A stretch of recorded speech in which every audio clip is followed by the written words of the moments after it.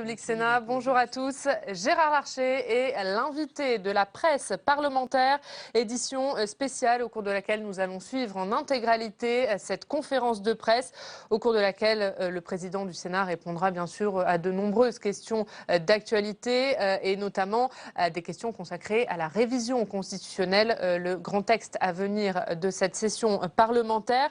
Et pour analyser cette conférence de presse avec moi sur le plateau, le politologue Pascal Perrineau. Bonjour Pascal. Bonjour. Merci d'être avec nous. Et le chef du service politique du Figaro, Philippe Gouliot. Bonjour. Et merci d'être avec nous.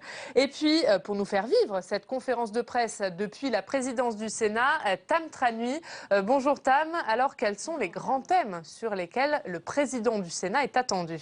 Oui, effectivement, je suis à la présidence du Sénat où les journalistes arrivent peu à peu. La salle est en train de se remplir derrière moi, étant donné que le président du Sénat est lui-même déjà arrivé. Le président du Sénat qui est attendu donc sur différents thèmes. D'abord, vous l'avez dit, sur le texte phare de cette rentrée parlementaire, la révision constitutionnelle et notamment la question de la déchéance de nationalité.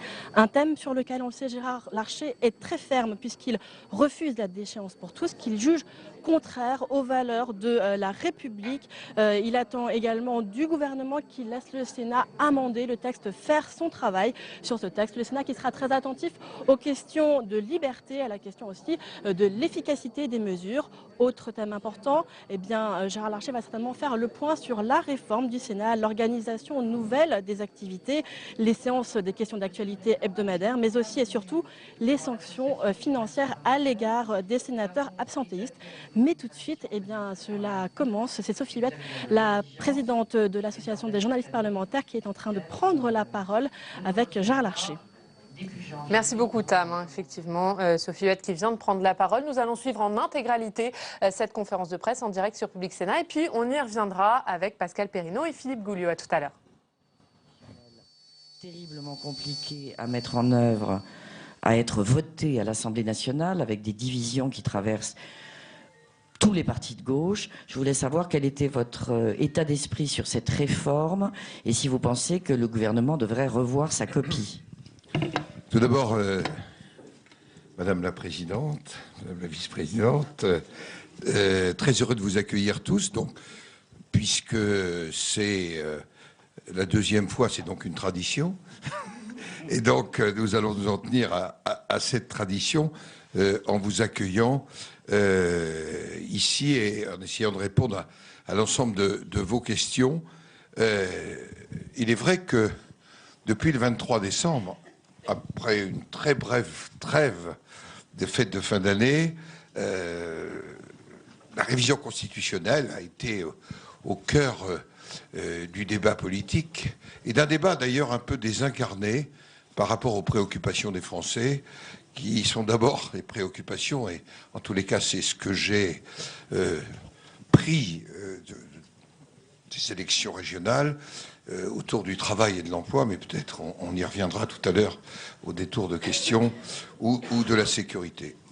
La position qui est la mienne, vous la connaissez, je me suis même exprimé dans les colonnes de votre journal, et d'ailleurs c'est vous-même qui m'interviewiez. Les choses sont très très claires.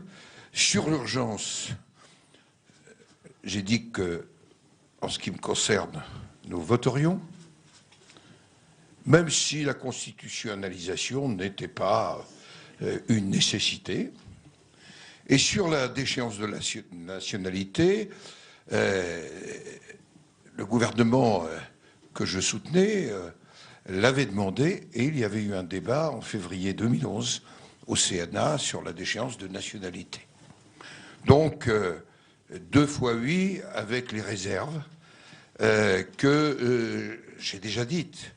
Réserves en matière d'urgence qui sont de s'en tenir au texte tel qu'il ressort de l'avis du Conseil d'État, et en matière notamment de contrôle parlementaire et de préservation des libertés. 2 sujets majeurs ici. Contrôle parlementaire qui est d'ailleurs en cours dans le cadre de l'application de la loi de 55 modifiée le 16 novembre, puisque nous avons la particularité que notre commission des lois se soit transformée en commission de contrôle et d'enquête. C'est la 3e fois depuis 1958, c'est dire que ce n'est pas une pratique habituelle. Et je rappelle que le rapporteur en est Michel Mercier, l'ancien garde des Sceaux. Seconde des choses, c'est non pas une condition, mais une demande très forte, elle est double. Tout d'abord, que nous ayons réellement des textes qui marquent une volonté d'action contre le terrorisme.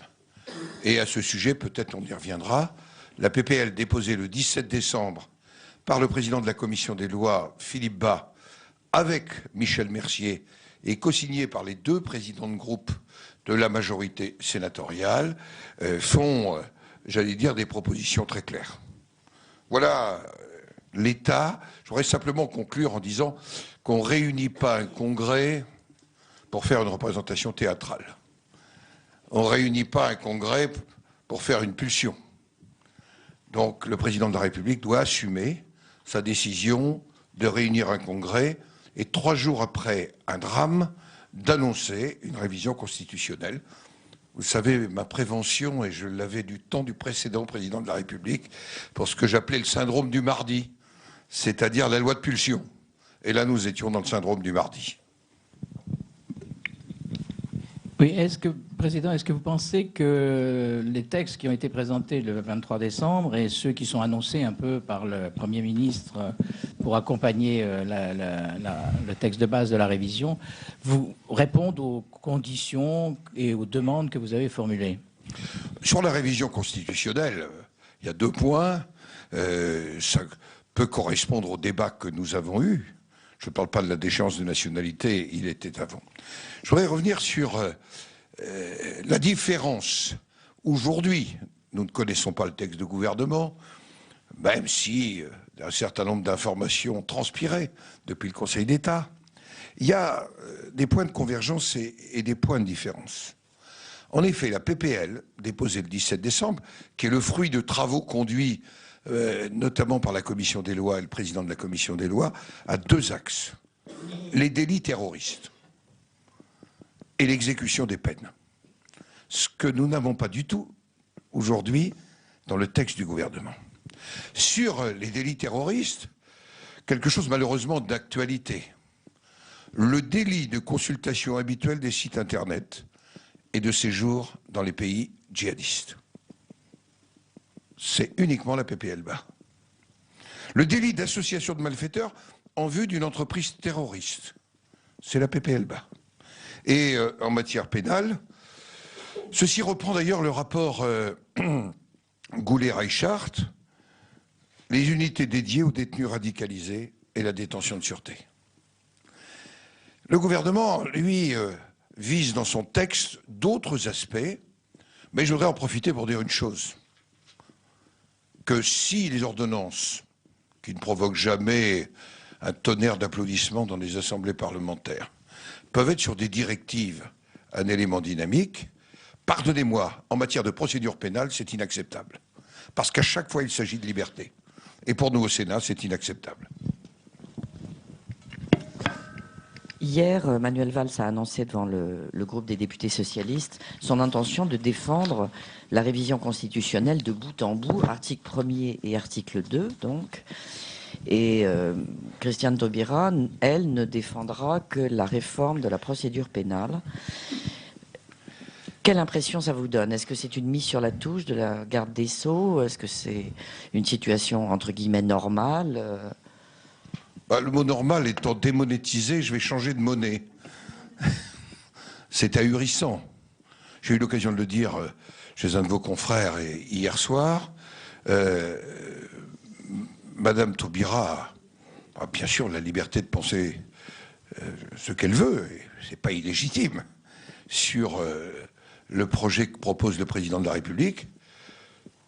Elle devrait en tirer les conséquences, ou si elle n'en tirait pas les conséquences, le président de la République ou le Premier ministre devrait en tirer les conséquences. Je ne crois pas savoir que Mme Taubira soit encore que secrétaire d'État à la procédure pénale.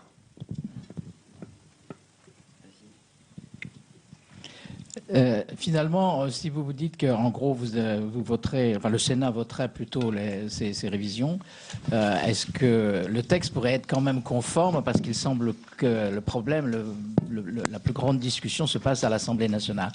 Or, il faut un texte conforme, non? La plus grande discussion se passe à l'Assemblée nationale.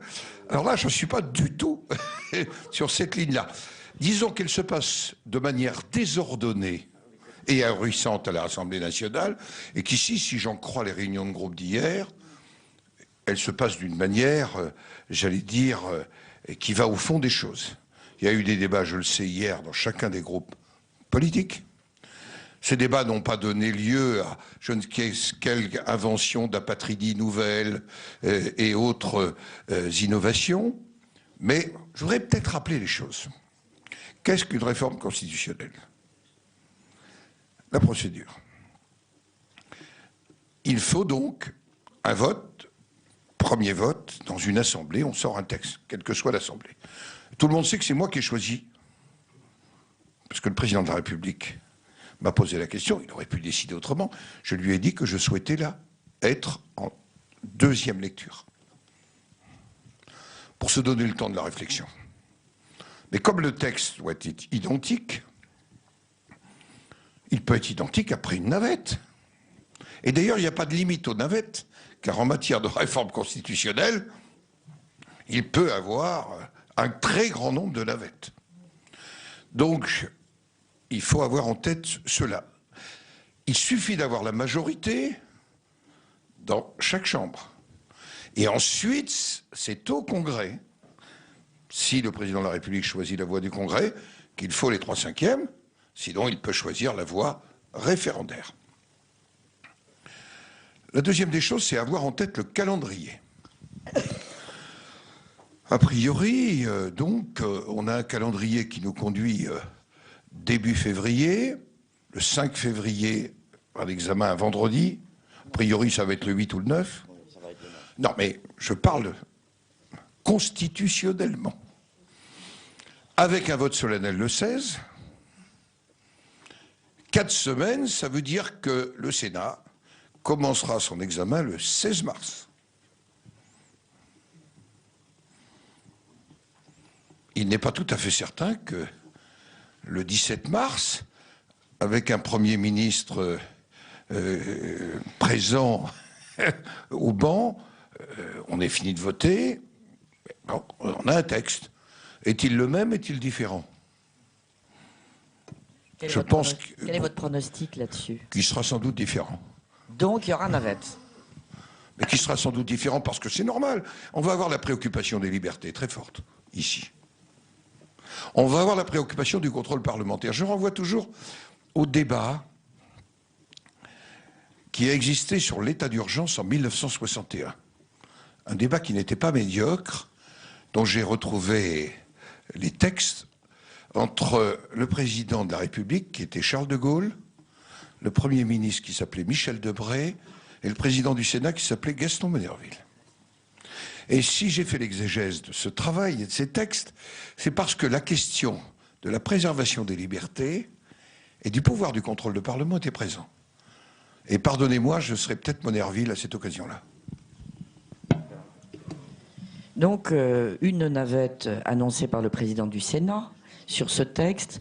Ça, si on continue un petit peu dans le calendrier, il faut encore respecter les 4 semaines après pour le retour à l'Assemblée. Non. C'est l'initiative du gouvernement. Ça peut être le lendemain, le surlendemain, et jusqu'à plus soif.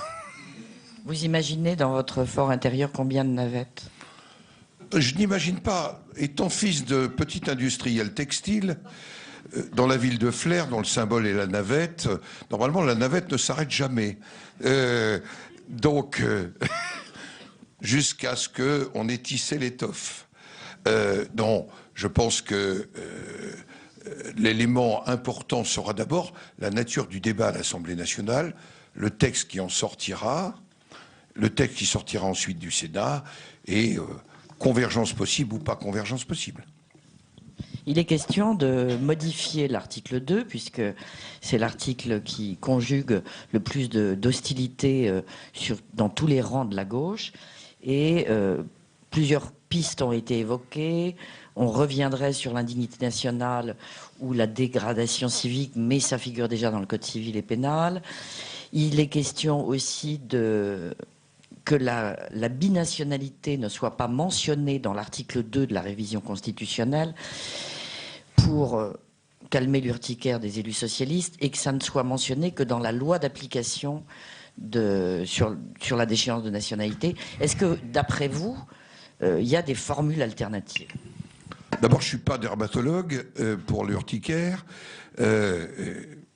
mais je dois dire que le Premier ministre a accédé à une demande, d'ailleurs, qui avait été faite par moi-même, puis relayée par ma formation politique, les Républicains, c'est que nous connaissions les textes d'application au moment où nous débattrons de la réforme constitutionnelle. Alors toutes ces hypothèses, ces supputations, pardonnez-moi, il faut être sérieux. Il y a un moment, je pense qu'il n'était pas nécessaire de modifier la Constitution. Pour défendre la Ve République, y compris pour ceux qui auraient voulu la 6e à une époque, il appartient au président de la République de proposer, décider. Je suis respectueux de ça. Je suis d'accord ou pas d'accord, j'ai dit mon sentiment tout à l'heure. On ne va pas se faire d'espèces de mensonges collectifs. Oui ou non à l'état d'urgence constitutionnalisé, oui ou non à la déchéance de nationalité. Ce qui n'interdit pas dans le débat législatif, y compris au détour de la proposition de loi du président de la commission des lois ou du texte du gouvernement, de se poser la question, y compris dans ces textes, de la déchéance de nationalité, de l'indignité nationale, dont je rappelle que c'était le rapport Meunier, personne n'en voulait dans la majorité actuelle. C'est pas il y a 6 ans, c'est il y a 4, 5 ou 6 mois. Donc je pense que là, il y a la place au débat. Il y a aussi des réflexions à la commission des lois du Sénat. D'accord. Question ? Loin de nous l'idée de monopoliser la parole. Si vous avez des questions, n'hésitez pas. Ah, Michel Urvois et ensuite Christine Claire. Michel, vas-y. Oui, bonjour Monsieur le Président. Pour prolonger donc sur cet échange, est-ce que votre formation, enfin la majorité sénatoriale, aurait été prête à voter quelque chose qui ne serait pas une réforme constitutionnelle, quelque chose qui serait par exemple une peine incompressible ou une déchéance de citoyenneté? Est-ce que vous vous en contenteriez, si je puis dire? D'abord, c'est une hypothèse d'école, puisque le président de la République, le 23 décembre, a déposé un projet de loi constitutionnelle. J'aurais le rappeler, donc on est face à cela, où le président de la République le retire, ce qu'il peut toujours faire, qui serait perçu par certains comme une avancée, comme d'autres comme un recul, mais en tous les cas, je n'ai pas glosé là-dessus. Naturellement, la commission des lois, je ne doute pas qu'au moment de la PPL, je vous rappelle simplement que la proposition de loi du président de la commission des lois sera examinée 1 semaine avant le début de l'examen par l'Assemblée nationale du projet de loi réformant la Constitution. Pas janvier, non, le 2 février. Le 2 février, 1 semaine avant. C'est pas sans intérêt. Ça n'avait pas été calculé comme ça, mais c'est pas sans intérêt. Donc, un certain nombre de questions, monsieur Roy, que vous posez, notamment la question de l'indignité, de la déchéance, qui ont fait partie des réflexions de la commission des lois. D'ailleurs, pas simplement sous la présidence, je le rappelle, de monsieur Bas, mais à l'époque de Jean-Jacques Hyest. Le sujet était venu au moment, après le discours de Grenoble, sur la proposition qui avait été faite par le gouvernement d'alors, M. Fillon et M. Sarkozy. Et il y avait eu un débat interne sur ce sujet, puisque la déchéance avait fait débat autour du principe très important au Sénat, la proportionnalité. La réponse apportée ne peut pas être disproportionnée. C'est un principe de fond de notre commission des lois, et j'allais dire, quelles que soient les majorités, ce principe de proportionnalité est pour nous un principe fondamental. Christine Claire. Monsieur le Président, j'ai cru sentir dans votre voix un peu d'ironie vis-à-vis du Président de la République. Je voudrais savoir au fond comment analysez-vous cette proposition comme ça en urgence d'échéance nationale. Est-ce que c'était sous le coup de l'émotion ou est-ce que c'était un calcul? Et par ailleurs, il y a eu un autre cas où se pose le problème de l'attitude du Président de la République quand M. Le Drian reste ministre tout en étant élu président de région. Est-ce qu'il y a là bienveillance, calcul? Oh, c'est deux choses assez différentes. Ironie, non. Ironie, non. Mais désaccord, oui. C'est pas tout à fait pareil. Quand le président m'a consulté pour la réunion du Congrès, sa décision était prise. Mais il l'a fait. Il m'a fait prévenir, tout le monde le sait, 10 minutes avant du contenu. Je lui ai envoyé une lettre pour connaître le réel contenu et je dois dire qu'après, les choses se sont passées normalement. Mais je vous ai dit que je me méfie que le nom du président soit François Hollande ou Nicolas Sarkozy des lois de pulsion. Souvenez-vous du drame de Milly-la-Forêt. Je ne veux pas en dire plus, mais il nous fallait un texte le mardi suivant. Vous savez bien, dans la pendule, il y a dans le bureau du président du Sénat une pendule très ancienne, dans laquelle il y a le symbole du Sénat, le miroir de la réflexion et le serpent de la sagesse. Et il y a un sénateur romain, c'est très ancien, qui a le doigt comme ça sur la tête. Et quel est le symbole de cette pendule? Prenez le temps avant de construire la loi. De temps en temps, il faut regarder la pendule. Hervé Fabre. Oui, vous soulignez l'attachement du Sénat à la proportionnalité de la peine. Est-ce que la déchéance de nationalité, dans ce cas-là, vous paraît effectivement proportionnelle et pourquoi une opposition à une autre mesure que la déchéance de citoyenneté, qui a aussi des conséquences graves pour le condamné? Parce que, telle qu'elle est définie à l'issue de l'avis du Conseil d'État, pour des crimes, elle nous paraît proportionnée en tous les cas à moi. Oui. Oui, bonjour, François Vignal de publicsena.fr. Une question sur la réforme du Sénat, un point important de cette réforme sur les sanctions financières en fonction de la présence des sénateurs. Voilà, la réforme est appliquée depuis un trimestre, donc a-t-on un premier retour sur cette mesure? Merci. Je vous rappelle qu'il y a un an, c'était le sujet central. Va-t-il pouvoir la faire, cette réforme, ou pas? À l'époque, j'avais mis en place deux groupes de travail, composés de 3 sénateurs. Un sur méthode de travail du Sénat, l'autre sur une réforme de la gouvernance. C'était Alain Richard et Roger Carucci sur les méthodes de travail, et Jean-Léonce Dupont sur la partie, le questeur, gestion et transparence. Je voudrais rappeler les objectifs. C'était mieux légiférer, mieux contrôler. On a travaillé sur le temps, je le rappelle, la réduction du temps de parole, non pas du tout pour museler, mais pour que les débats soient plus dynamiques. On a renforcé le travail en commission, on a adapté un agenda pour permettre aux sénateurs, j'allais dire, plus de prévisibilité dans leurs travaux, et mieux contrôler. On a doublé le nombre de questions au gouvernement, on y a introduit le droit de réplique, et on a doublé cela. Les résultats, c'est quoi?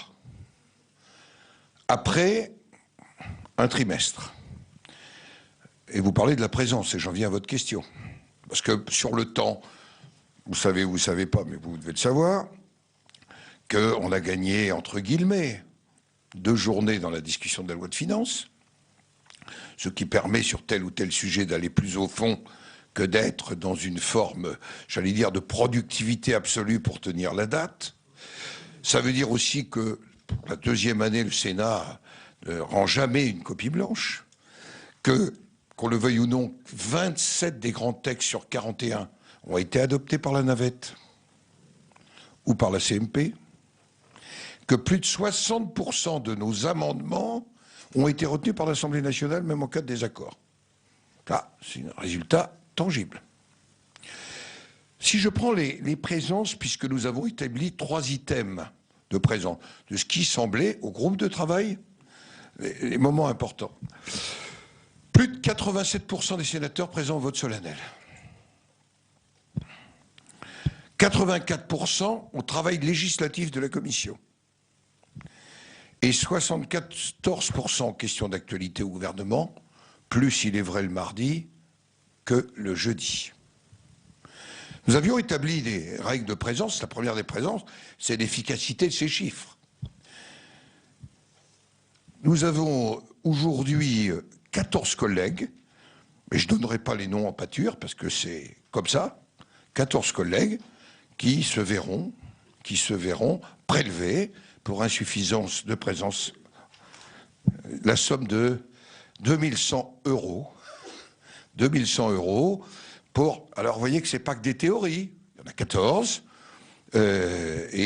Comment ça se passe? C'est le secrétaire général de la présidence qui suit cela.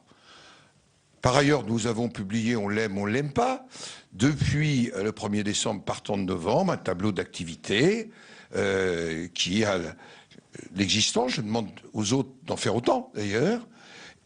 Et puis, dans quelques jours, je saisirai Roger Carucci, Alain Richard, pour faire une première évaluation qui sera présentée au bureau, et Jean-Léonce Dupont pour faire deuxième évaluation, parce que, par exemple, sur le dossier de l'IRFM, depuis le 1er janvier, la question de la clarification a été faite, mais, par exemple, sur les emprunts en cours, il n'y a plus de possibilité de régler par rapport à son indemnité représentative de frais de mandat.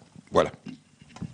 Les 2100 € dont vous parlez, c'est sur un mois ou ça s'étale sur plusieurs mois? Sur 3 mois. 3 mois. 2100 au total. Par 3. Ah, au total, d'accord. Oui.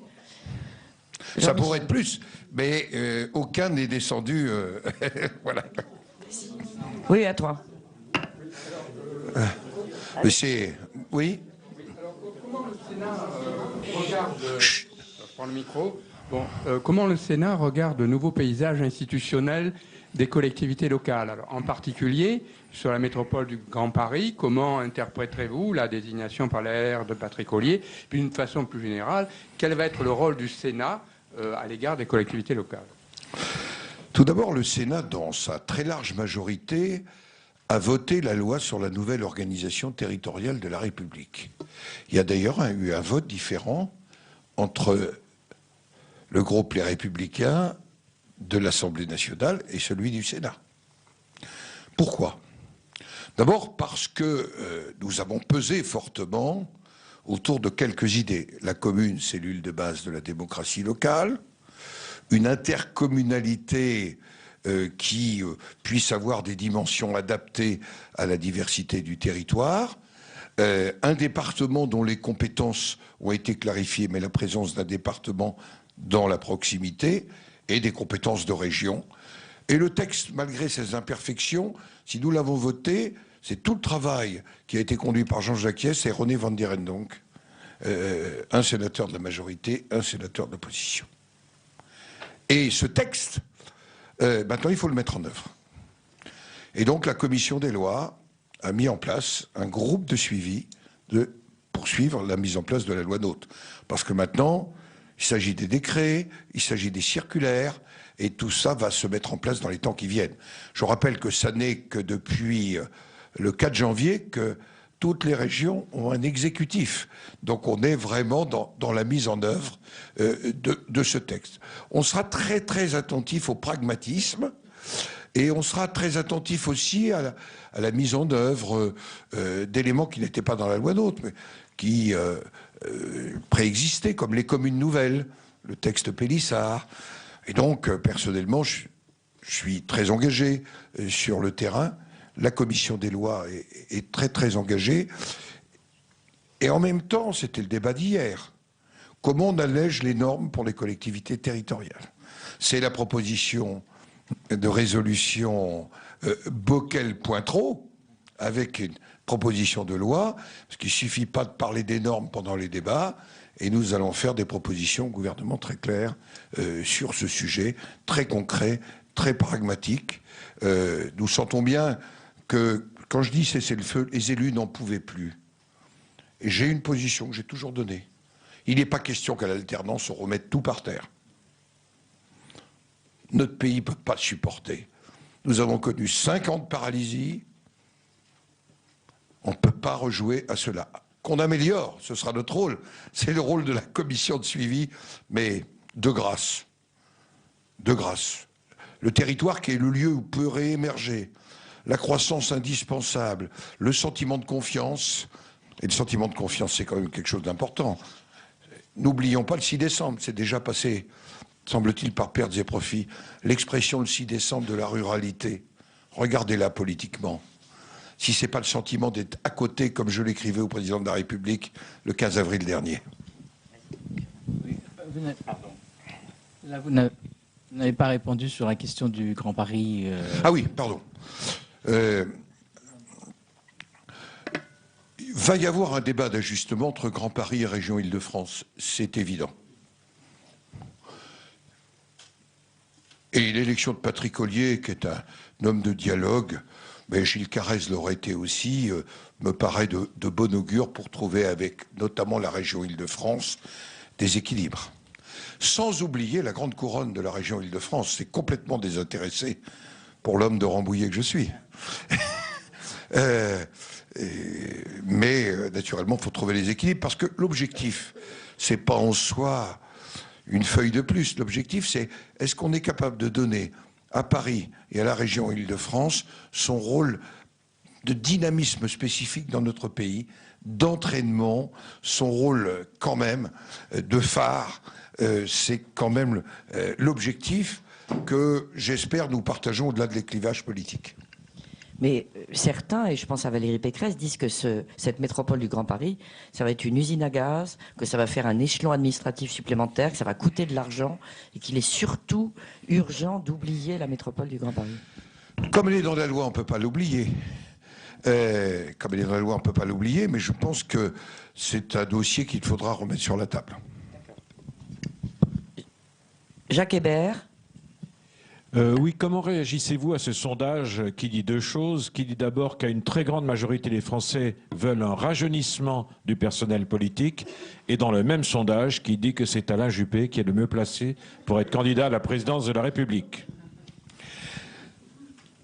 C'est que les Français ont besoin de sentir qu'on fait de la politique différemment, et en même temps qu'ils ont besoin de sortir de leur désarroi, ils ont besoin d'être rassurés. Et je crois que c'est pas de la schizophrénie, mais que c'est ainsi. Et c'est vraiment ce que j'ai ressenti, parce que j'ai fait une vraie campagne régionale. Chacun sait que j'ai consacré beaucoup d'énergie à la région Nord-Pas-de-Calais, Picardie, notamment. C'est sans doute là où j'ai consacré le plus d'énergie, y compris entre les deux tours. J'étais d'ailleurs le seul autorisé à rentrer sur le périmètre, semble-t-il. Mais j'ai senti ce désarroi.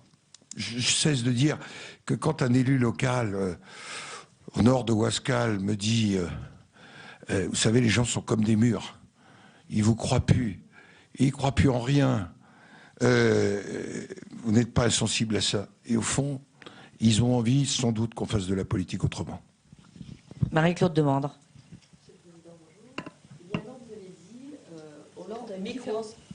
Pardon, excusez-moi. Président. Il y a un an, vous avez dit Hollande a une différence avec Sarkozy. Il prend le temps et il écoute. Première question. Est-ce que vous avez changé d'avis? Et deuxièmement, que pensez-vous donc des futures primaires en novembre prochain? Il prend le temps, je l'ai pris en défaut donc. 13-16 novembre, je pense, je respecte sa décision. Mais je pense que annoncer sous la pulsion, je l'ai déjà dit, je n'y reviens pas. Vous dire que nous n'avons pas des échanges et une écoute serait réellement mentir. Je le vois aussi sur des dossiers internationaux. Algérie, donc question de l'Afrique du Nord, Liban, Iran, Arabie Saoudite. Nous avons des échanges, et nous avons des échanges qui sont des échanges en profondeur sur ces sujets-là. Parce que je pense que la voix de la France est dans un univers du Moyen-Orient complètement bouleversé, dramatiquement bouleversé, fait de violence. On ne joue pas des coups. Et ce sont des sujets sur lesquels il a une capacité de dialogue, d'écoute, y compris de retour. C'est pour ça qu'un 22 décembre, on s'est téléphoné, on a parlé à la fois révision constitutionnelle. Tout le monde sait que je savais. Je m'étais d'ailleurs étonné que ça soit depuis l'Algérie que j'ai appris une dépêche en arrivant de Téhéran sur l'abandon d'une partie de la révision constitutionnelle. Mais je pense que toujours la décision. Vous parliez des primaires. Alors sur les primaires, le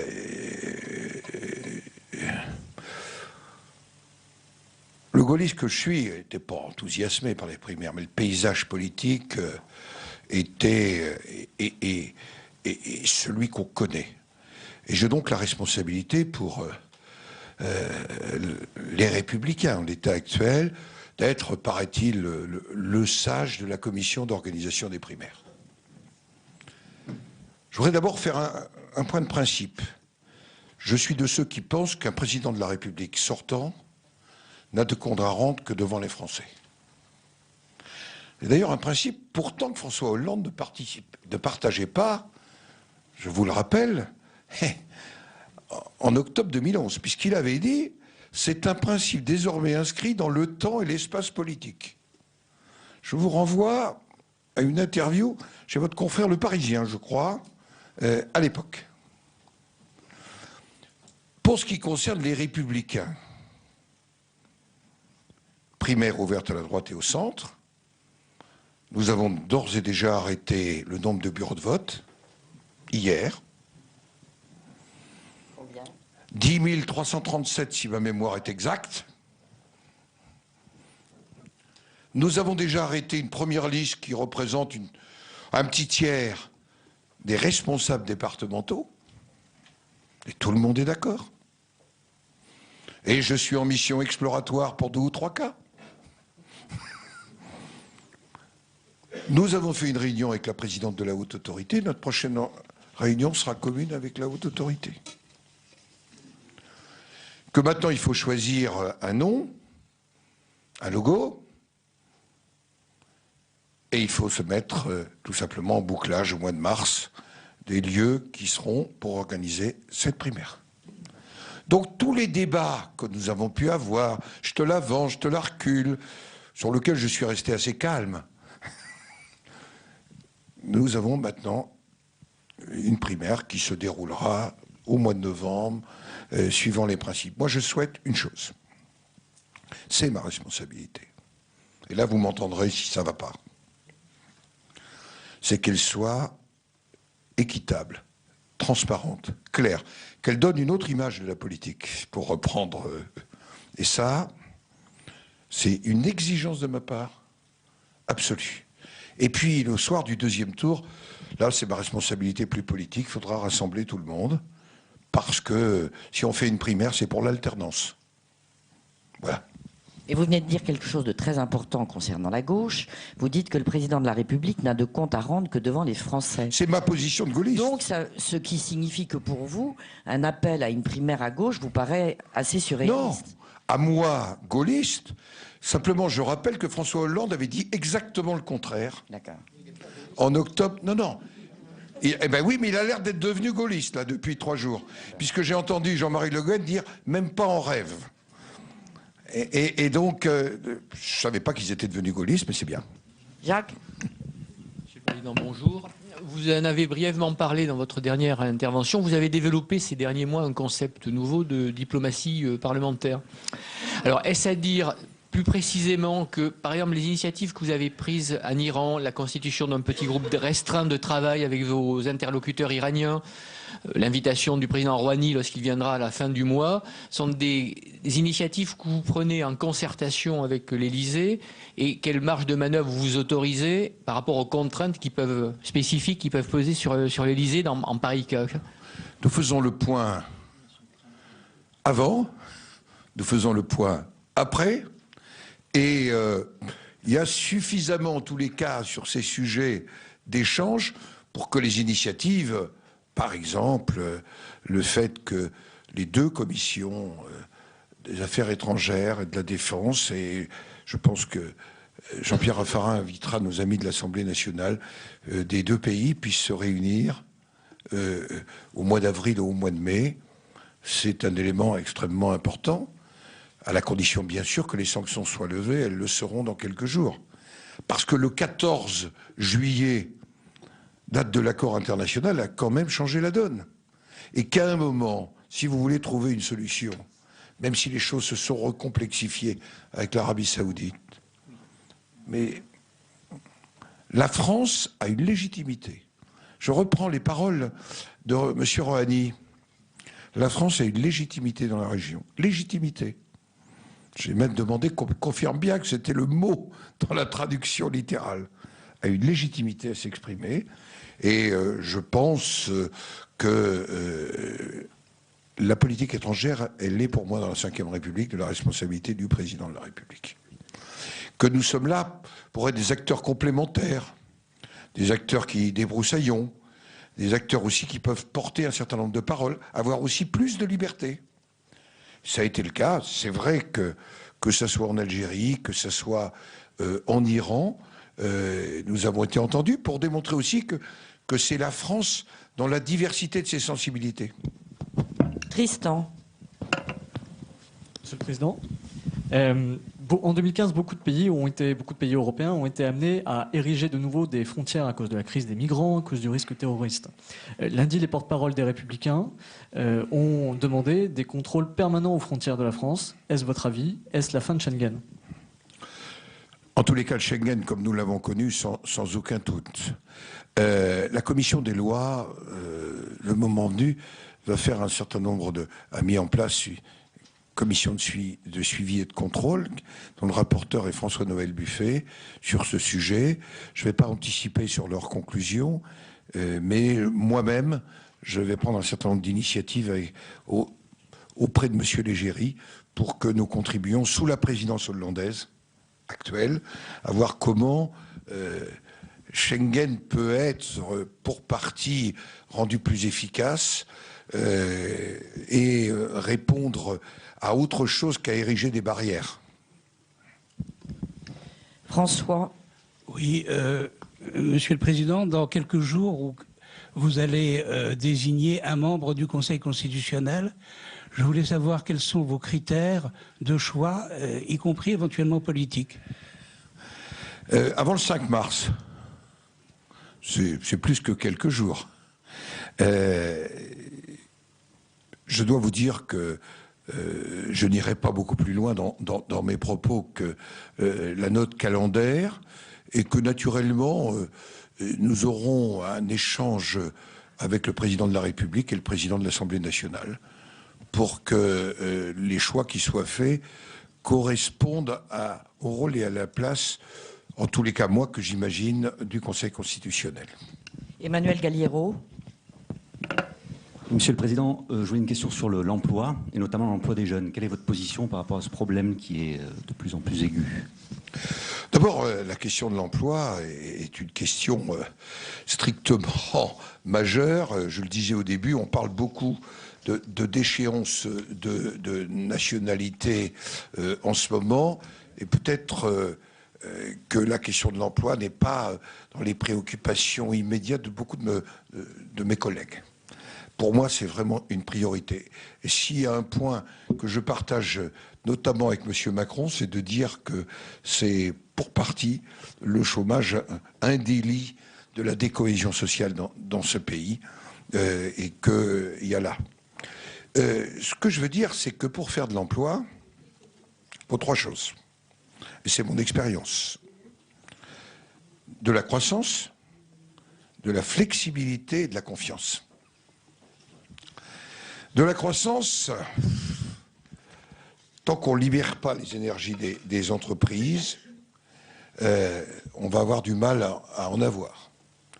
Et nous voyons bien qu'il y a en plus des incertitudes mondiales fortes sur les pays émergents et que ce n'est pas avec 1,5% de croissance que réellement on dopera l'emploi. De la flexibilité, parce que c'est un des éléments de la confiance retrouvée. Si on touche ni au contrat de travail, ni au temps de travail, ni, j'allais dire, à la définition du licenciement, je ne vois pas très bien comment on va avancer de manière significative. On va faire des primes en plus. L'effet d'aubaine, on la connaît. C'est un effet de substitution. Et donc, on voit bien que sans croissance, plan de formation,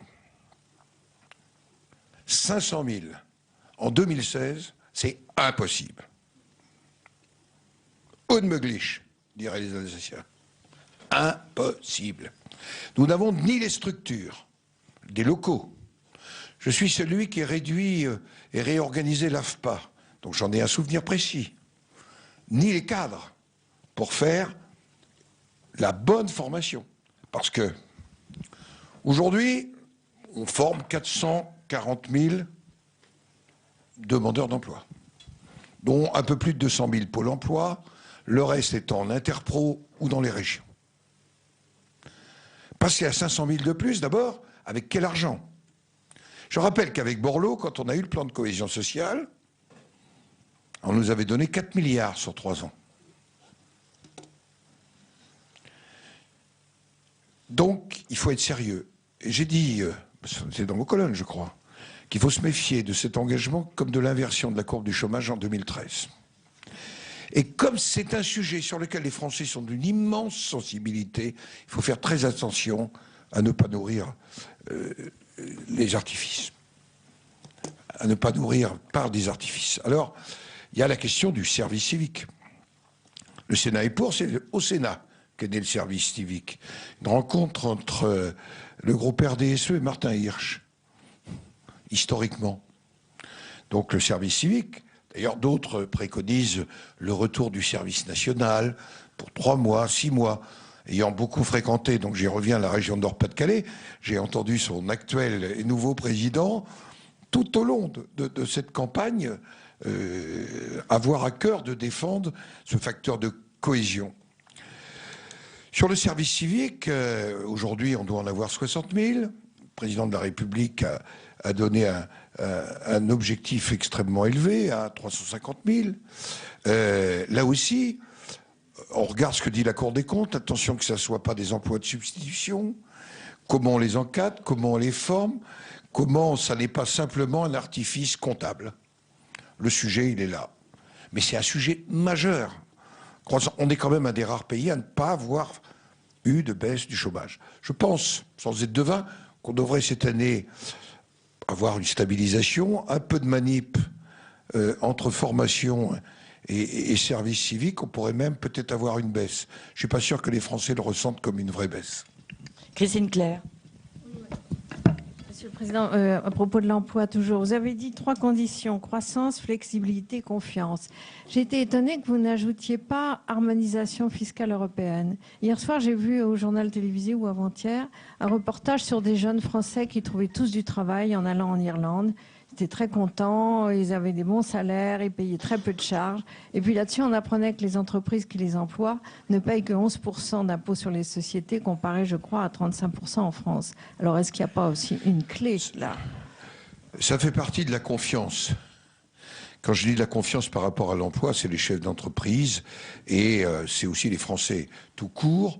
Nous avions entamé, c'était en 2010, un cheminement d'harmonisation fiscale avec l'Irlande. C'est pas notre démarche avec l'Allemagne.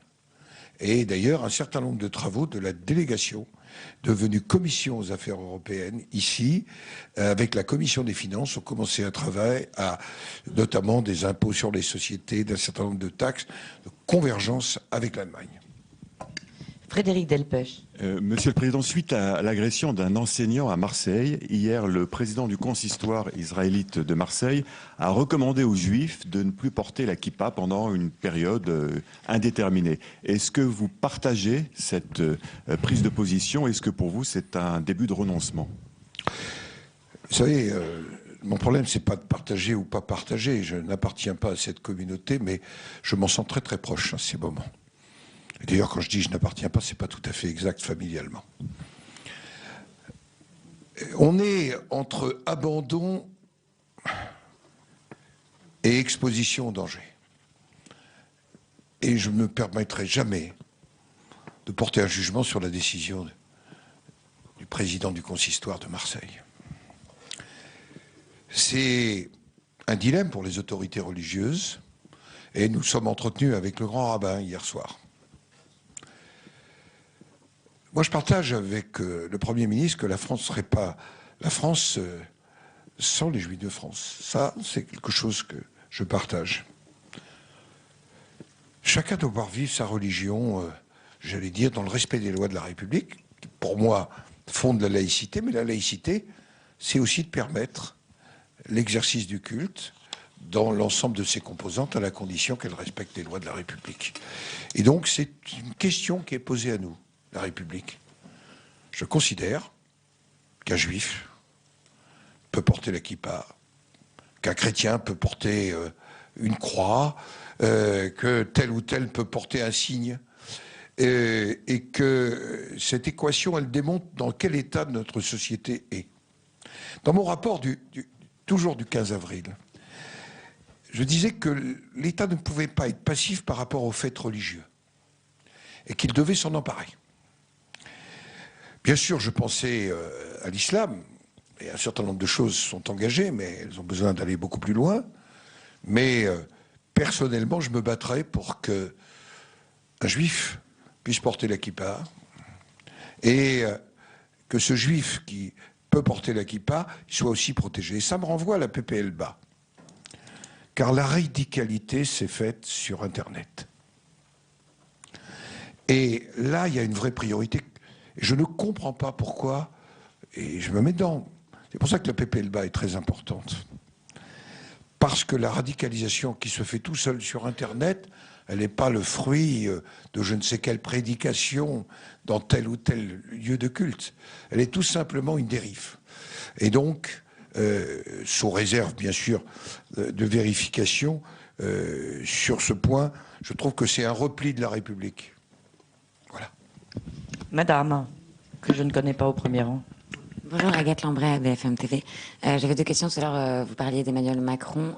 C'est la personnalité la plus populaire et qui incarne le plus la réforme pour les Français. Je voulais savoir ce que vous pensiez de lui, si vous pouviez travailler avec lui. Première question déjà. C'est un homme de qualité et j'aurais bien voulu travailler avec lui l'an dernier parce que l'ensemble des mesures, notamment que le gouvernement devrait, je l'espère, annoncer, nous lui avons proposé dans la loi dite Macron ici. Je rappelle,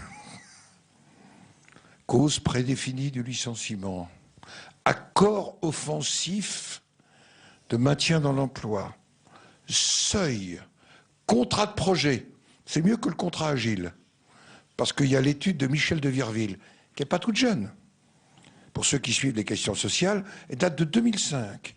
Elle a été éprouvée, elle a été étudiée pour ne pas subir, à la différence, je le sais, du contrat nouvelle embauche, les foudres de l'article 157, si ma mémoire est exacte, de l'Organisation internationale du travail. Il y a tout. Il reprend chez M. Capo-Canelas les propositions du Sénat et vous avez 75% du plan. Et juste l'autre question sur le couple François Hollande-Jean-Yves Le Drian. Est-ce que vous trouvez que c'est... J'ai pas répondu tout à l'heure. Voilà. Pardon. Donc Jean-Yves Le Drian qui cumule et un couple au cœur du pouvoir. Est-ce que vous trouvez que cela fonctionne bien que... D'abord, Jean-Yves Le Drian est un ministre engagé dans une guerre. c'est vrai qu'il est très difficile de donner des leçons sur le non-cumul de mandats et d'accepter cela. Pour moi, ça ne peut être qu'à titre temporaire, je le dis clairement. Sinon, vous savez que sur le cumul de mandats, d'abord je le dis, il n'y a pas de texte secret en préparation. Je ne sais pas qui a été. J'ai toujours été pour la possibilité d'exercer un mandat, pas deux, exécutif, à côté d'un mandat parlementaire. Je sais que c'est pas mode, mais c'est comme ça. Deuxièmement, par contre, à l'exclusion de toute autre fonction. C'est-à-dire, président de conseil d'administration du centre hospitalier, de l'office de tourisme, de la société HLM. Non. Comme ça, cette question, je veux dire, je n'ai pas changé. Parce que je crains toujours le parlementaire hors sol. Donc, il est dans le sol. Mais, il faut se souvenir de ce qu'on a déclaré quand on est président de la République, et ça ne peut être vraiment, me semble-t-il, qu'à titre temporaire. Sinon, tout le système s'effondre.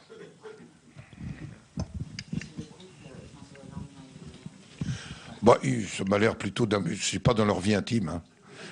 Mais je vois que pour la France, en tous les cas, il fonctionne. Monsieur le Président, merci beaucoup. Merci de nous avoir reçus. La presse parlementaire... Bah, je vous invite maintenant à boire un verre quand même pour, au début de l'année. Merci à vous. La semaine prochaine, nous recevons à l'Assemblée nationale, salle Empire comme d'habitude, le vice-président vert de l'Assemblée, Denis Baupin. Merci. Voilà pour cette conférence de presse de Gérard Larcher devant l'Association de la presse parlementaire, une conférence de presse que vous avez pu suivre en intégralité sur Public Sénat. On va y revenir avec nos deux invités que je vous représente, le politologue Pascal Perrineau, bonjour Pascal, et Philippe Gouliot, le chef du service politique du Figaro, bonjour. Alors on va bien sûr parler de tous les sujets évoqués par Gérard Larcher, notamment la révision constitutionnelle, l'emploi, mais tout d'abord le sujet d'actualité du jour, le port ou non de la kippa. Gérard Larcher a été très clair. Je ne me permettrai pas de porter un jugement sur la décision du consistoire de Marseille, mais personnellement, je me battrai pour qu'un juif puisse porter la kippa. Pascal Perrineau.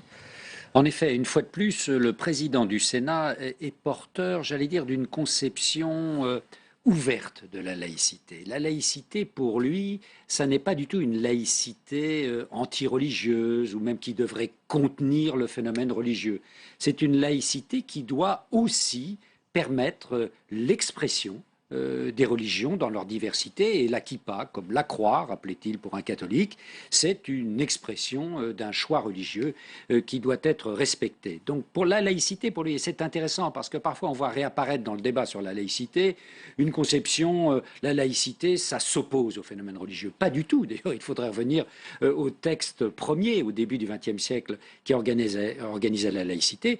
La laïcité, et en cela le président du Sénat est bien dans cette continuité des pères fondateur de la laïcité. La laïcité, c'est aussi pour permettre aux religions, aux différents systèmes de croyances, aux philosophies de s'exprimer.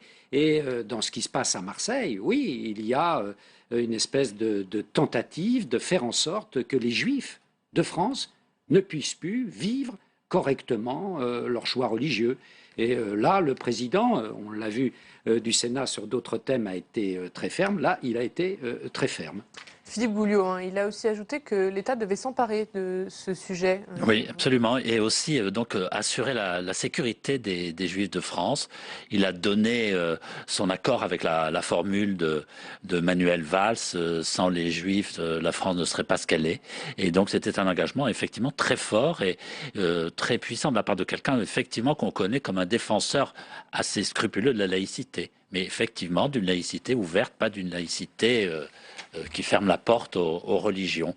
Alors la question sensible, évidemment, c'est quand même la question du voile, de la burqa et du voile intégral. Donc, et là, effectivement, il y a encore pas mal de travail à faire.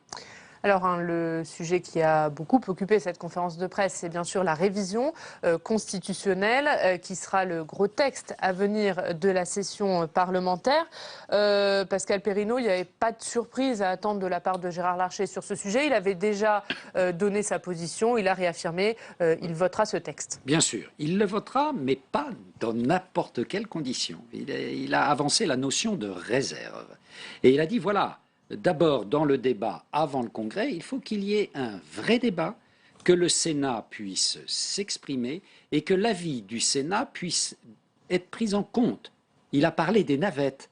Et en faisant référence, avec pas mal d'humour d'ailleurs, à la petite ville de Flers dont il vient, il dit, vous savez, la navette, ça peut devenir permanent.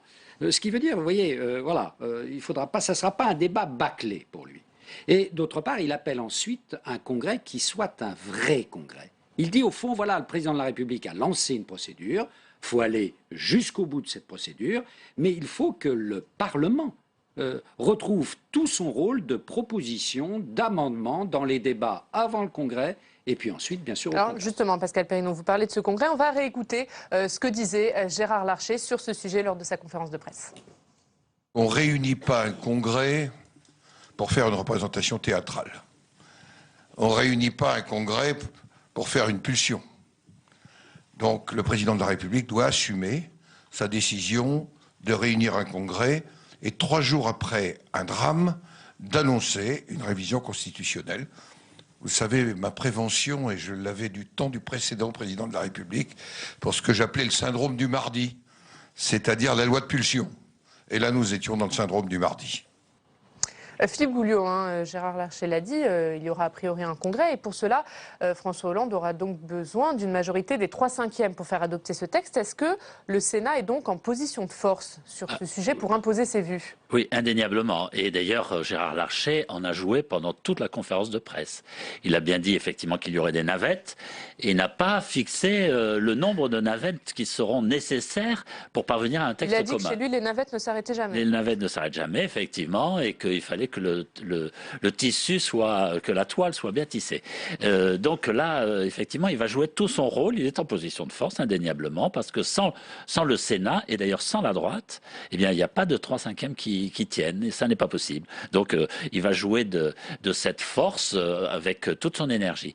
Ce qui était amusant aussi dans ce qu'il a dit, c'est sa prévention contre ces lois de pulsion. Et là, je dois dire qu'il a distribué des petites baffes à Hollande et à Sarkozy. Aux deux, puisqu'il rappelle que lui, il a toujours été opposé, on vient de le voir, au syndrome du mardi, c'est-à-dire un fait divers ou un événement majeur, et on revient à l'Assemblée nationale le mardi et on veut une loi qui est une loi, lui il appelle ça de pulsion, ce qu'on a souvent appelé des lois émotionnelles. Et effectivement, c'était amusant de l'entendre aussi parler de ça. Il a un petit peu reproché, sans lui reprocher à François Hollande d'avoir réuni le Congrès trop tôt, voilà, finalement. Exactement. C'était amusant aussi de l'entendre citer cette pendule où il y a cette référence au temps, à la sagesse du serpent, et il dit qu'il faut prendre son temps pour légiférer. Et là, peut-être qu'on ferait bien de l'écouter. On va faire un petit détour par la présidence du Sénat où on retrouve Tam Tranui. Tam, vous êtes en compagnie de Michel Urvois, l'éditorialiste de Ouest France. Et je rebondis sur ce que vient de dire Philippe Gouliot sur votre plateau, Oriane. Il y a eu un double tacle à Nicolas Sarkozy et à François Hollande, finalement, lors de cette conférence de presse, lorsque le président du Sénat a dit « Je me méfie des lois de pulsion, qu'elles soient sous Nicolas Sarkozy ou qu'elles soient sous François Hollande ». C'est vrai qu'il faut lui reconnaître une certaine constance dans sa manière de travailler avec le temps. C'est pas la première fois qu'il dit ça. C'est un peu la marque de fabrique du Sénat. C'est un tacle aussi à l'Assemblée nationale qu'il a effectué là. Et puis la deuxième chose, mais c'est assez lié, qui me frappe, c'est que Gérard Larcher recherche toujours ce qui rapproche plutôt que ce qui divise, que ce qui clive. Et je pense il a d'ailleurs dit qu'il travaillait bien avec François Hollande sur certaines questions de politique extérieure. En particulier sur la politique internationale. Et en particulier d'ailleurs sur un terrain où on n'attendait pas spécialement François Hollande. Donc effectivement, mais c'est la posture de Gérard Larcher qui est intéressante. Sans renier ses convictions, il est capable de travailler avec tous les gens de bonne volonté, avec tous les républicains au-delà de son parti.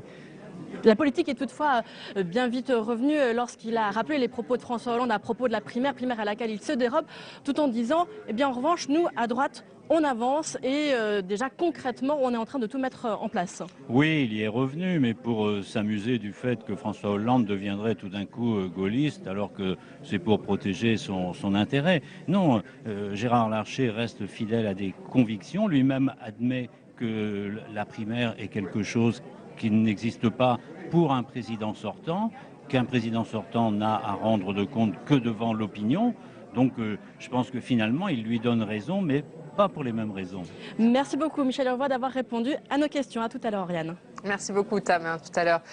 Pascal Perrineau, sur ce sujet, sur cette révision constitutionnelle, et notamment sur la déchéance de nationalité, c'est un sujet politiquement délicat pour François Hollande, mais finalement un sujet qui divise plus à gauche qu'à droite. Est-ce que le piège que François Hollande voulait tendre à Nicolas Sarkozy et à l'opposition s'est finalement retourné contre lui ? Oui, le piège a un peu tendance à se refermer sur le président de la République, parce que l'on voit bien qu'au fond, d'abord, il y a d'une certaine manière un reniement de la part du président, ce qu'il condamnait encore, et avec quelle vivacité, il y a quelques années, il s'y rallie. Et puis d'autre part, il a un problème de conviction vis-à-vis de son propre camp. On voit bien que dans son propre camp, au sein de la gauche, il y a une protestation, et une protestation qui semble enfler jour après jour. Donc, ce qui va le sauver, on le disait tout à l'heure, voilà, éventuellement, dans un vote au Congrès, c'est la droite. C'est la droite qui sauvera le processus de révision constitutionnelle, parce que du côté de la gauche, on a même l'impression, jour après jour, que les soutiens s'amenuisent. Philippe Gouliot. Oui, et puis ce qui était amusant aussi, c'était d'entendre Gérard Larcher critiquer l'attitude de Christiane Taubira. Il a dit que c'était ahurissant. Et effectivement... Vous faites une transition parfaite. On va l'écouter tout de suite, Gérard Larcher, sur ce sujet et sa réponse à Christiane Taubira. Madame Taubira a bien sûr la liberté de penser ce qu'elle veut, et c'est pas illégitime, sur le projet que propose le président de la République. Elle devrait en tirer les conséquences, ou si elle n'en tirait pas les conséquences, le président de la République ou le Premier ministre devrait en tirer les conséquences. Je ne crois pas savoir que Mme Taubira soit encore que secrétaire d'État à la procédure pénale. Philippe Gouliot, Gérard Larcher demande à Christiane Taubira de démissionner ou à François Hollande de la sortir du gouvernement. Exactement. Alors il n'est pas le seul. Beaucoup de gens à droite disent la même chose. Et c'est vrai que l'attitude de Christiane Taubira est complètement surréaliste. Enfin, on ne comprend pas. Elle est abracadabrantesque, aurait dit Jacques Chirac. On ne comprend pas comment elle peut accepter de ne pas défendre ce texte alors qu'elle est garde des Sceaux. C'est quand même un projet de loi constitutionnel. Donc là, je trouve ça gravissime. Alors, il y a aussi, à mon avis, un calcul de la part de Christiane Taubira lorsqu'elle a redit son opposition à la loi. C'était aussi probablement pour faire un écran de fumée avec les histoires de son appartement. Pascal Perrineau, est-ce que vous savez, Christiane Taubira peut rester au gouvernement ? Il y a un vrai problème de ce qu'est un gouvernement dans une démocratie, et en particulier sous la Ve République. Tout de même, il y a un minimum de solidarité à avoir, surtout sur des sujets aussi essentiels, puisqu'ils font l'objet d'une révision de la Constitution. Et comme le disait un ministre de gauche jadis, un ministre, ça ferme sa gueule ou ça démissionne. Jean-Pierre Chevènement, pour ne pas le citer. Mais on a entendu Gérard Larcher dire qu'elle n'est pas secrétaire d'État à la réforme pénale, puisque Manuel Valls a annoncé hier que lui défendrait la révision constitutionnelle, mais Christiane Taubira défendrait bien la réforme pénale. On a entendu Laurent Wauquiez, par exemple, dire qu'elle n'est pas garde des Sceaux à la carte. Est-ce que ce n'est pas une arme facile pour l'opposition, pour Gérard Larcher, dans les discussions au Parlement, l'attitude de Christiane Taubira ? Ah si, c'est dans le dispositif présidentiel, c'est un élément de fragilité en plus, parce que bien sûr, dans le débat, et c'est normal, l'opposition va s'emparer pleinement de cette faiblesse du dispositif gouvernemental et des couacs, parce qu'il s'agit bien d'un couac et d'un couac majeur. Et c'est d'ailleurs ce que vous dites, c'est d'autant plus surprenant parce que ça fragilise le président de la République qui n'a vraiment pas besoin de ça. Ça complique énormément sa tâche et c'est absolument pas normal. Enfin, ça ne peut pas durer, non, effectivement. Dans cette révision constitutionnelle, outre la déchéance de la nationalité, il y a également l'état d'urgence qui prend fin le 26 février. Est-ce que, selon vous, l'exécutif va demander au Parlement de prolonger cet état d'urgence ? Je crois, étant donné la situation, les menaces, on le voit presque tous les jours, l'état d'urgence sera certainement prolongé. Mais comme l'a dit là également le président du Sénat tout à l'heure, on se demande si la question de la constitutionnalisation de l'état d'urgence était une véritable question à poser. Ce n'est pas nécessaire. Voilà, et une fois de plus, Gérard Larcher dit « je voterai oui », bien sûr, mais était-ce bien nécessaire ? Et on voit là un autre élément de faiblesse de ce dispositif qui a été mis en place peut-être sous le coup de l'émotion, pour reprendre les termes du président du Sénat, sous le coup de la pulsion. Quand on est un politique à haut niveau, il faut se méfier de ces pulsions. Dernière question très rapide avant de se quitter et de vous laisser. Un sujet important sur lequel est revenu Gérard Larcher, celui de la réforme du Sénat. La réforme du Sénat entrée en vigueur le 1er octobre. On attendait de savoir quels sénateurs et combien de sénateurs avaient été frappés par des sanctions, puisque désormais l'absentéisme est sanctionné au Sénat. Et Gérard Larcher a répondu sur ce point. 14 sénateurs seront donc sanctionnés pour absence. En effet, 14 sénateurs vont être sanctionnés, c'est 14 sénateurs sur 348.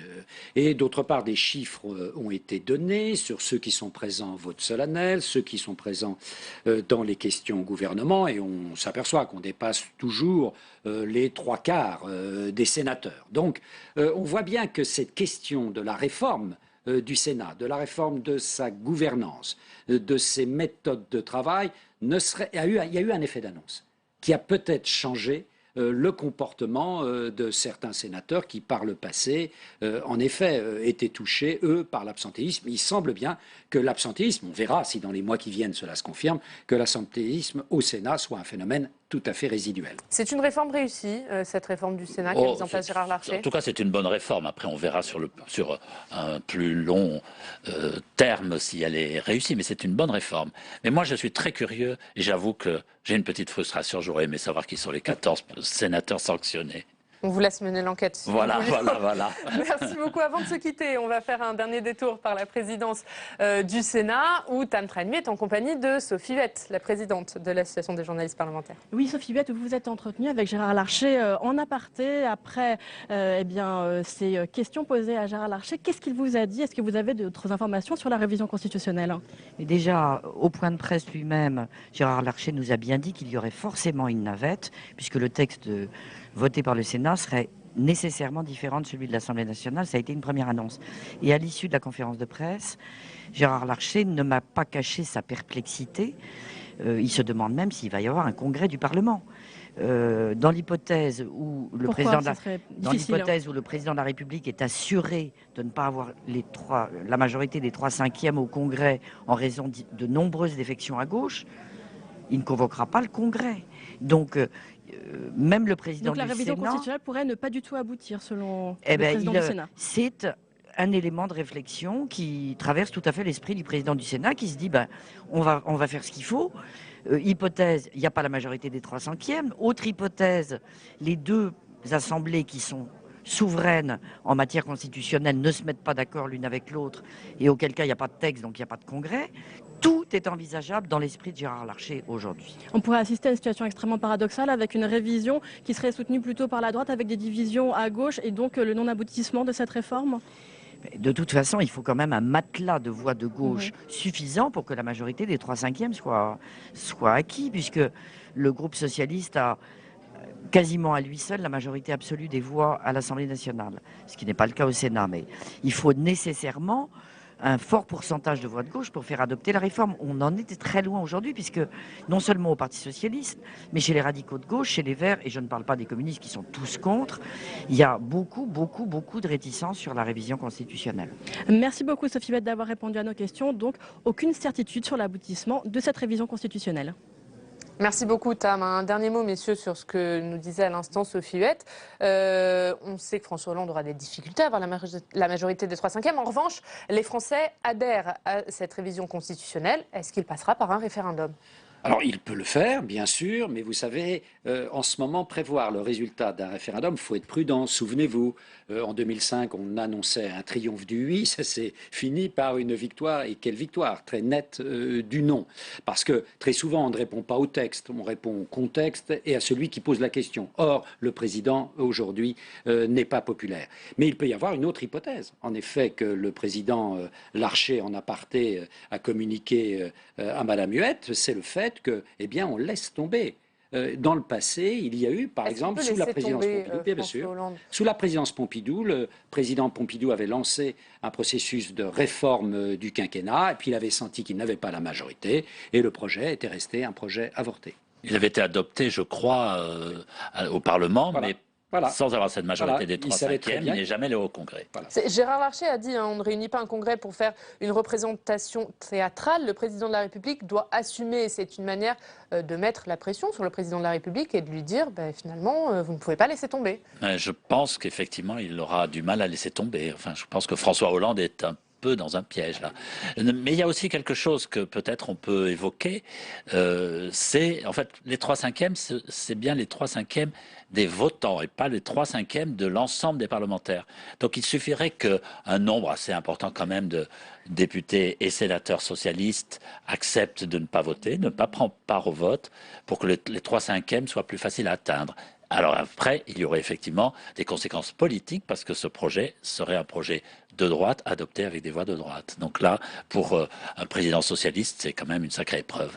On suivra tout ça, cette révision constitutionnelle qui sera examinée à l'Assemblée début février, puis au Sénat au mois de mars. Merci messieurs d'avoir été avec nous pour suivre cette conférence de presse de Gérard Larcher. Merci à tous de nous avoir suivis. Très bonne journée sur les chaînes parlementaires.